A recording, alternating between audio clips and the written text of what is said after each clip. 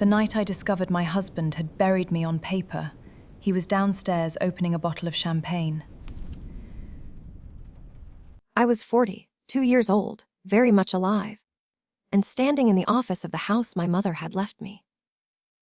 Yet the document on my computer said I had died 8 months earlier. According to county records, my home in Maple Glen, Virginia, no longer belonged to me. It belonged to a company I had never heard of. Downstairs, my husband, Daniel, laughed with my younger sister, Vanessa. I could hear their glasses touch.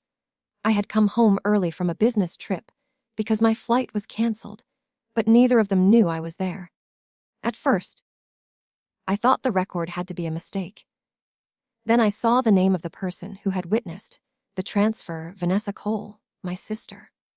My hands went cold. Daniel and I had been married for 11 years. When my mother died, she left me the house and a small interior design company. Daniel told me I should be grateful he understood finance, because creative people were often careless with money. I trusted him.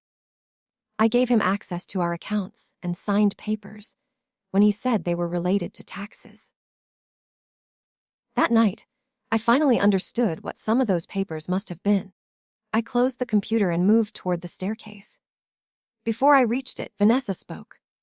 "How much longer?" she asked. Daniel answered quietly, 3 weeks. Once Claire signs the insurance update, everything is finished. And if she reads it? He laughed. Claire never reads anything I put in front of her. I covered my mouth before a sound escaped. Vanessa asked what would happen to me after the papers were signed. There was a pause. "She'll have an accident," Daniel said. Those 4 words changed me. I wanted to run downstairs and demand the truth, but terror held me still. If I confronted them, I would warn them. I needed to leave without letting either of them know what I had heard. I took photographs of the property record, emailed them to an account Daniel did not know about, and slipped out through the office door. I drove to a motel near the airport and sat beneath a flickering light until sunrise. My first instinct was to call the police. But what could I prove? A strange property record, an overheard conversation, and years of papers carrying my signature. Daniel could say I was confused. Vanessa would support him. Daniel had spent years making himself look like the patient husband of an emotional wife. He had even persuaded me to see a therapist after my mother died. At the time, I thought he cared. Now I wondered whether he had been building a story about my mental health. At 6 in the morning, Daniel called. His voice was warm. "How's Chicago?" I stared at the motel wall. He still believed I was away. "Rainy?" I said. "My return flight is tomorrow. I miss you." "I miss you too." Lying to him made me sick, but it also kept me alive. I contacted the only lawyer I knew I could trust, Evelyn Hart. She had been my mother's closest friend. When I told her what I had found, she did not interrupt. Then she said, "Do not return home alone. Do not sign anything. And do not let Daniel know you are suspicious." Evelyn searched the company that supposedly owned my house. Graybridge Holdings had been created 11 months earlier. Its mailing address was a private mailbox. Its registered agent was a lawyer named Peter Sloan, one of Daniel's college friends. The transfer document included my signature and a notarized statement. The signature looked almost perfect, but I knew it was not mine. The notary was a woman named Marcy Bell. Evelyn leaned toward the screen. "This is fraud, but we need to show who planned it. If Daniel thinks you know, he may destroy the evidence or move faster." I returned home the following afternoon and acted tired from traveling. Daniel kissed my forehead. Vanessa had left, but her perfume remained in the living room. For the next week, I performed the role they expected. I smiled. I cooked dinner. I apologized when Daniel criticized me. At night, I lay beside him and listened to his breathing, wondering whether the man sleeping inches away had already chosen the place where I would die. Then, on Friday, he placed a folder beside my coffee. "Just an insurance update," he said. "Sign where I marked it." The page looked ordinary, but beneath it was a second document covered by the first. I shifted the papers and saw the words irrevocable beneficiary. Daniel was making himself the sole beneficiary of a $3 million life insurance policy. I smiled and picked up the pen. "Of course," I said. But instead of signing my name, I let the ink spill across the page. Daniel's smile disappeared for only a second. Then he laughed and brought me another copy. That was when I knew the accident was not a distant idea. It was already scheduled. THEMYSTR, I told Daniel I had a headache and would sign the new copy later. He watched me carry the folder upstairs. His expression stayed gentle, but his eyes followed every step. In the bathroom, I photographed each page. The insurance application claimed I had requested the increased coverage myself. It also listed a medical examination I had never taken, performed by a clinic 2 counties away. Evelyn discovered that the clinic had closed 6 months earlier. Its former director was under investigation for falsifying medical records. Suddenly, the plan seemed much larger than a forged signature. I began documenting everything. I bought a small recorder and kept it inside the lining of my purse. I copied bank statements, tax returns, and company records. Daniel had always insisted that our financial life was too complicated for me, but complexity was simply the curtain he used to hide behind. Our savings account had been drained in small transfers. Money from my company had gone to consulting businesses that did no work. Each business led back, through layers of paperwork, to Graybridge Holdings. Daniel had not only stolen my house, he had been stealing my income for years. The worst discovery was Vanessa. I found hotel charges on a card Daniel believed I never checked. The dates went back almost 4 years. Some matched weekends when Vanessa told me she was visiting friends. Others matched conferences Daniel claimed he attended alone. My own sister had been sleeping with my husband while both of them smiled across my dinner table. I remembered all the times Vanessa had hugged me and called me lucky. I remembered paying her rent after she lost her job. I remembered my mother asking me, before she died, to look after her. For one terrible hour, I sat on the floor of Evelyn's office and cried. Evelyn did not tell me to be strong. She simply sat beside me until I could breathe again. Then she handed me a tissue and said, "Pain can make you reckless, Claire. Or it can make you precise. Choose precision."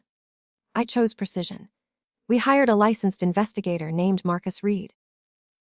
Marcus was a retired state detective with a quiet voice and a habit of noticing what everyone else ignored. Within 3 days, he found Marcy Bell, the notary on the false property transfer. Marcy worked nights at a roadside bar. Marcus spoke to her without mentioning my name. She denied knowing Daniel, but the moment he showed her a photograph, her hand began shaking. The following morning, someone broke into her apartment. Nothing valuable was taken. Her laptop was destroyed, and her file cabinet was emptied. That same day, Daniel sent me a message, "Dinner tonight. I have a surprise." I almost left town. Marcus advised against it. If I disappeared suddenly, Daniel would know the investigation had reached him. Instead, Marcus placed a tracker beneath my car and waited nearby while I went home. Daniel had prepared steak and opened an expensive red wine. A fire burned in the dining room. On the table sat 2 plane tickets to a mountain resort in West Virginia. "Our anniversary trip," he said. "A private cabin, hiking trails, beautiful cliffs. No work." The reservation was for the following weekend. I forced myself to smile. "It sounds perfect." He poured my wine. but I noticed he did not drink from his own glass. When he turned toward the stove, I switched our glasses. 10 minutes later, he took one sip and froze. "Something wrong?" I asked. He stared at the glass. "The wine tastes strange. Mine tastes fine." He carried both glasses to the sink and poured them out. I saved a few drops from my original glass in a clean medicine bottle. A private laboratory later found a strong prescription sedative. The dose would not necessarily kill me, but it could make me confused, weak, and unable to defend myself.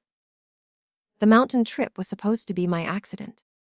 We finally had evidence of danger, but the drink had never reached my body, and Daniel could claim contamination. Evelyn contacted a prosecutor she trusted, Assistant Commonwealth's attorney Lena Ortiz. Lena listened carefully, then explained that financial fraud could take months to untangle. For an attempted murder charge, she needed proof of intent that a jury could not dismiss. "Let him believe his plan is working," Lena said. "But from now on, we control the stage." The next evening, Vanessa came to my house carrying a pie. She smiled as though she had not helped steal my home. While Daniel showered, she followed me into the kitchen. "You look tired," she said. "I haven't been sleeping." Her eyes narrowed. "Is something wrong between you and Daniel?" I decided to test her. "I found an unusual bank transfer," I whispered. "I'm afraid Daniel may be hiding something." Vanessa's face went pale, but she recovered quickly. "You know how anxious you get," she said. "Don't ruin your marriage over something you don't understand." It was almost the exact language Daniel used whenever I questioned him. Then she hugged me. Over her shoulder, I saw Daniel standing in the hallway. He had stopped the shower early. His hair was dry. He had been listening. That night, I found my desk drawer open. The old spare phone I used to photograph documents was gone. Daniel now knew I was investigating him. Part 3. Teinvestgedein. I expected Daniel to confront me. Instead, he became kinder. He brought me breakfast in bed and sent flowers to my office. That frightened me more than anger would have. Marcus searched the mountain cabin reservation. It had been made under my name. The cabin stood near a steep overlook where 2 visitors had died in the previous decade. Daniel had also rented an SUV instead of using our car. The rental agreement added me as the only authorized driver. If the vehicle went over the cliff, the story would be simple. A grieving, medicated woman had driven too fast on a dangerous road. Daniel would be the devastated husband who survived because he had stayed at the cabin. He had been building that story for years. My therapy records showed that Daniel repeatedly contacted my counselor to report imaginary mood swings. He told friends I drank too much, although I rarely finished a glass of wine. He encouraged me to take sleeping medication. He even wrote emails to himself describing arguments that never happened. He was creating a paper version of me, unstable, careless, and easy to mourn. Marcus found another person who had been close to Daniel. Her name was Rachel Pierce, and she had dated him before we met. According to public records, Rachel died after falling from a hotel balcony in Florida. Her death was ruled accidental. Daniel had received $100,000 from a small insurance policy. When I saw her photograph, I stopped breathing. Rachel and I could have been sisters. Same dark hair, same build, same cautious smile. Lena contacted authorities in Florida. Old evidence from Rachel's case still existed, including photographs of bruises on her wrist. A hotel employee had reported hearing an argument, but Daniel told police Rachel had been depressed. No one challenged him. I was not his first plan. I was simply his largest one. Then Marcy Bell called Marcus. She wanted to talk. We met her in the back room of Evelyn's office. Marcy admitted she had notarized the false deed. Peter Sloan paid her $5,000 and told her it was part of a private family transfer. Later, Daniel paid her $10,000 more to backdate an insurance form. She had kept copies because she was afraid they might blame her. Among those copies was an email from Peter to Daniel. Once the policy clears, Graybridge receives the property and V receives her agreed share. Make certain the mountain weekend looks spontaneous. V meant Vanessa. Marcy agreed to cooperate if Lena protected her. For the first time, we had direct evidence connecting the house, the insurance, and the trip. But there was still a problem. The email did not say they planned to kill me. Daniel could claim the mountain language referred only to a vacation. Lena wanted his own voice. So I went home and told my husband I was ready for our romantic weekend. The police fitted my necklace with a recording device. Marcus placed cameras in the cabin before we arrived. Officers waited in an unmarked vehicle several miles away. I understood the plan, but understanding did not make me less afraid. On Friday afternoon, Daniel drove us into the mountains. He was cheerful. He talked about beginning again and leaving stress behind. I looked at the trees rushing past and wondered how many times Rachel had listened to that same gentle voice before she died. At the cabin, Daniel cooked dinner. I watched every movement of his hands. He offered me wine, but I said my stomach felt unsettled. His smile tightened. "You always make things difficult," he said. It was the first crack in his performance. Later, he suggested we walk to the overlook. Darkness had already covered the trail. "Tomorrow," I said.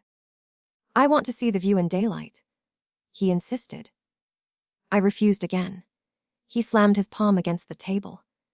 "For once in your life, Claire, do what I ask." I let my voice tremble. "Why is it so important?" He stared at me, then slowly smiled. "Because I planned something special."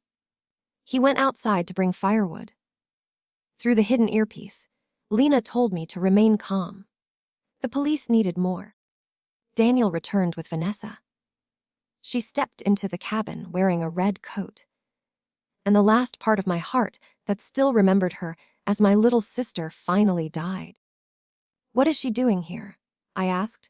Daniel locked the door. Vanessa would not look at me. "I'm sorry." "No, you're not." Daniel removed my phone from the table. "We know you copied the records. Tell me who has them." I denied knowing what he meant. He grabbed my wrist. "You were always too curious for your own good." I looked directly at Vanessa.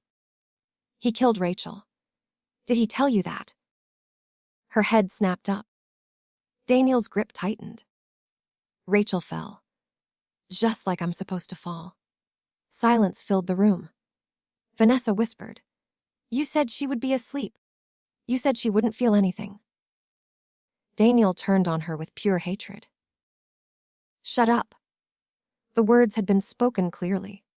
They were enough for an arrest. But Lena told me to move toward the door before officers entered. I took one step. Daniel saw the necklace shift against my blouse. He tore it from my neck and found the wire. His face changed. "You set me up," he said. Then he pulled a gun from beneath his jacket. 4TT twice T, Vanessa screamed. Daniel pointed the gun at me and ordered us both outside. He knew police would be near, so he kept me in front of him as we moved toward the tree line.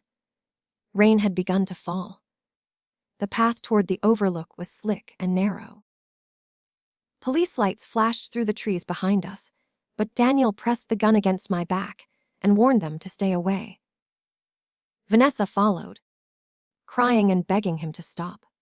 At the cliff, Daniel forced me toward the edge. Wind tore through the valley. I could barely hear the officers calling his name. "Tell them to back off," he said. I did not move. "You were going to kill me anyway." "I was going to give you a peaceful ending." That sentence told me everything. He did not see me as a person. To him, my life was an account waiting to be closed. Vanessa stepped closer. Daniel, we can still explain this. He laughed. There is no ooey. You were useful. That's all. For the first time, she understood that the future he promised her had never existed. He planned to blame her if anything went wrong. She rushed at him. The gun fired. Vanessa fell. But the bullet had only grazed her shoulder. Daniel lost his balance. I grabbed his wrist, and the gun slid across the wet stones. For 1 second, he hung at the cliff's edge, holding my sleeve. I could have let him fall. Every part of me wanted to open my hand and allow gravity to deliver the ending he had planned for me. But death would have made him a mystery. I wanted him alive to hear every charge, every witness, and every guilty verdict. I pulled him far enough for an officer to grab his arm. Daniel was arrested on the mountain, where he intended to kill me. Vanessa was taken to the hospital and arrested after treatment. Peter Sloan was arrested the next morning while trying to board a flight to Mexico. Marcy entered protective custody and turned over every record she had saved. I thought the nightmare was ending, but Daniel still had one final weapon. From jail, he claimed I had planned everything. He said, I was angry about his relationship with Vanessa and had invented a murder plot to steal his money. His lawyer released pieces of my therapy history to reporters. Strangers online called me unstable and jealous. Then the police searched Daniel's private storage unit. Inside were files on me, Rachel, and 2 other women. There were copies of insurance policies, medical records, photographs, and handwritten timelines. One file contained a list titled Possible Outcomes. Beside my name, Daniel had written Cliff, medication, garage fumes. They also found Rachel's gold bracelet, the one missing from her body after she died. Florida reopened Rachel's case. One of the other women, Melissa Grant, was still alive. She told investigators Daniel had persuaded her to buy life insurance before she became sick during a trip. She ended the relationship after finding crushed pills in her drink. At the time, she believed she had imagined it. The pattern could no longer be hidden. Vanessa asked to speak with me. Against Evelyn's advice, I agreed. We met through glass at the county jail. Her shoulder was bandaged, and she looked smaller than I remembered. I never wanted you dead, she said. You went to the cabin. Daniel told me you would sign everything and leave. Then he changed the plan. You heard him talk about an accident. She began crying. I loved him. I looked at the woman I had protected since childhood. You loved what he promised to give you. My house. My money. My life. She offered to testify. In return, prosecutors reduced some of the financial charges, but she still faced years in prison. Part of me felt guilty. Then I remembered the red coat appearing in the cabin doorway, and the guilt passed. The trial began 9 months later. Daniel entered the courtroom wearing a dark suit and the same calm expression he used at dinner parties. He smiled at the jury as if charm could erase evidence. For 3 weeks, witnesses rebuilt his plan piece by piece. Marcy described the forged documents. Melissa described the drugged drink. Experts traced stolen money into Graybridge Holdings. Vanessa admitted the affair and repeated what Daniel had said at the cabin. Then the prosecutor played the recording. My voice asked, just like I'm supposed to fall? Daniel's voice answered through the cabin silence. Vanessa said, I was supposed to be asleep. Daniel ordered her to shut up. The jury heard his final words at the cliff. I was going to give you a peaceful ending. Daniel's smile vanished. When it was my turn to testify, his lawyer tried to confuse me with dates and medical terms.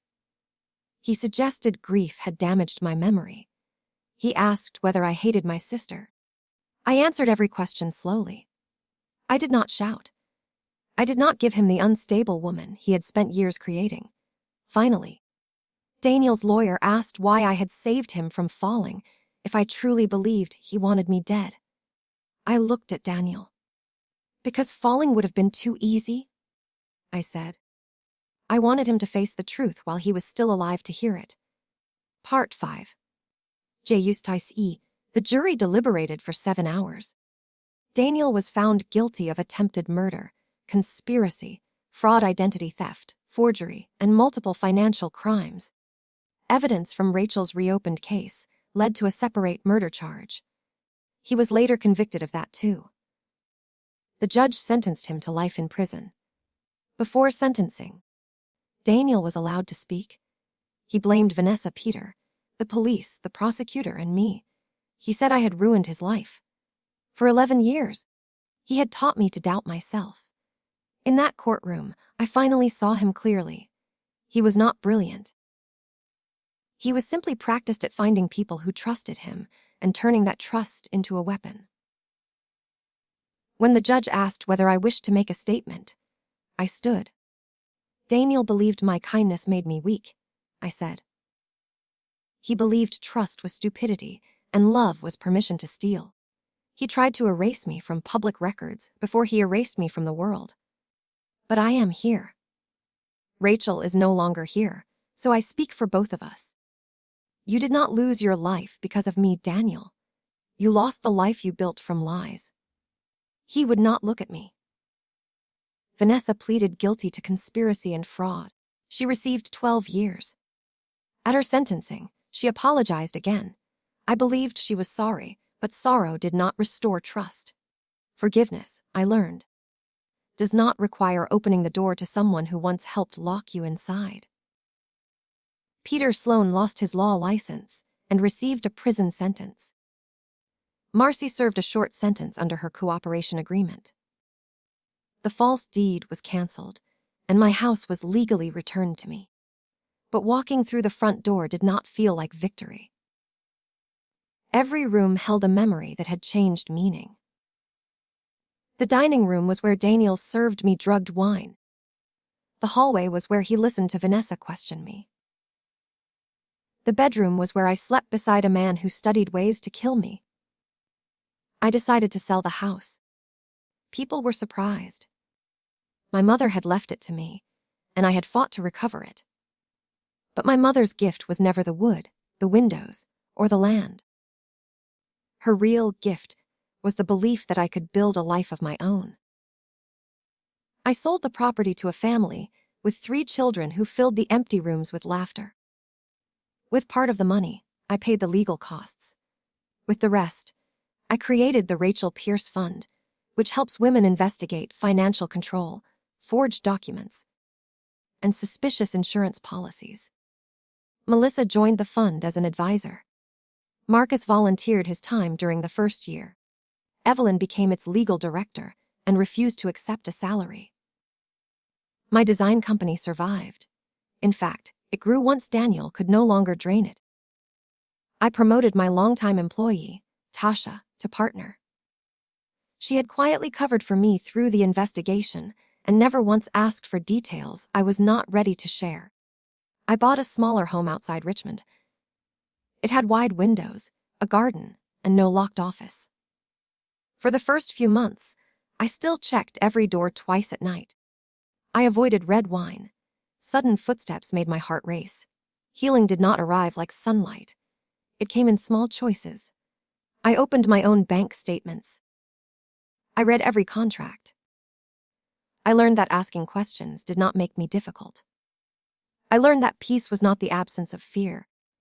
It was the moment fear stopped making my decisions. One autumn afternoon, I received a letter from Vanessa. She wrote that prison had forced her to understand how much of her life was built on envy.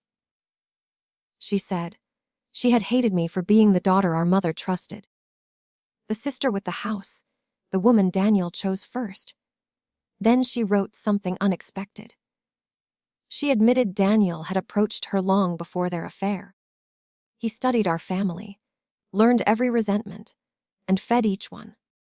He told Vanessa that I mocked her behind her back. He told me Vanessa was irresponsible and needed my supervision. He kept us divided because division made both of us easier to control. That did not excuse her choices, but it answered a question that had haunted me. Daniel's greatest talent was not lying. It was finding the wound inside a person and convincing them that someone else had caused it. I wrote Vanessa back only once.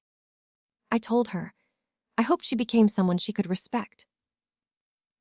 I also told her I would not visit and would not promise a relationship when she was released. The future was not mine to offer her. She would have to build it herself. Years later, on the anniversary of Daniel's arrest, I returned to the mountain overlook. I did not go alone. Evelyn, Marcus, Melissa, and several women helped by the fund came with me. The sky was clear. The valley stretched beneath us in waves of blue and green. I stood near the place where Daniel had tried to turn my death into a financial transaction. For a moment, I remembered the gun against my back and his hand gripping my sleeve. Then I remembered the choice I made when he slipped. I had pulled him up, not because he deserved mercy, but because I deserved an ending that belonged to justice instead of rage. We placed a small plaque beside the trail in Rachel's memory. It did not mention Daniel. Men like him already occupy too much space in the stories of the people they hurt. The plaque reads, "She was here. She mattered. She is remembered." As the sun lowered, I walked away from the cliff without looking behind me. Daniel once tried to bury me inside a lie. He stole my money, my home, my sister, and almost my life. But he made one mistake. He confused my trust with blindness. I was never blind. I was simply looking at him with love. And the day I stopped loving the man he pretended to be was the day the woman he tried to erase finally became impossible to destroy.